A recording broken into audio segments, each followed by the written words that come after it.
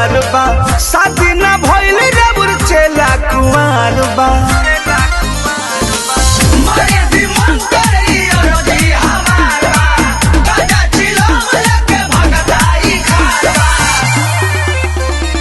अरे बाबा हतना उम्र हो गई अब कहिया हमार बियाह होई। ए बाबा एक बार देख लेना लिस्टवा में। अरे भाई तुम लोग का नाम लिस्ट में नहीं है। हमके दे दे गोरे चाहे कहरिया करी विचार निकलता उमरिया ए बाबा माथे चढ़ा दी मौरिया ए बाबा माथे चढ़ा दी मौरिया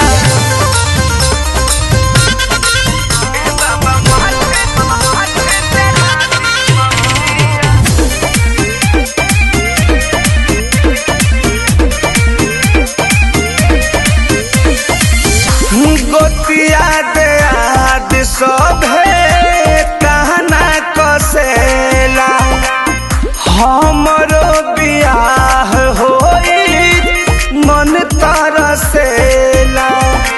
अरे बाबा सुनी कुछ बलका पे अपना विचार करी जी धरी भांग यरजी स्वीकार करी जी। बाबा देखी अब तो 12 पाके लगो बताई कब शादी होई। हाँ? ए बाबा कुछ ले दे के कौन दी बान्ही आइल बन के रुआ पगड़िया भरी गंगा डल के लेके गगरिया ए बाबा माथे चढ़ा दी मौरिया ए बाबा माथे चढ़ा दी मौरिया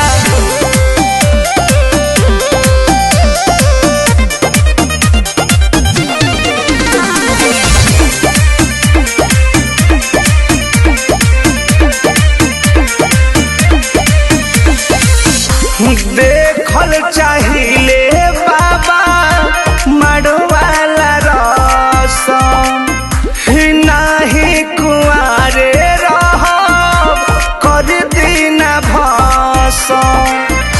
अरे बाबा सुनी ना बिटू परमोध प्रेमी कुंजन संगे देती जोड़ी करम कुंजन संगे। बाबा देखी अब तो धीरे धीरे टकलो होता नहीं। हाँ? ए बाबा एक बार सेट करा दी ना।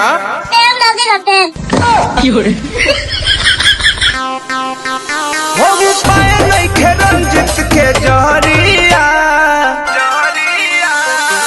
गम के होखे या होखे सहरिया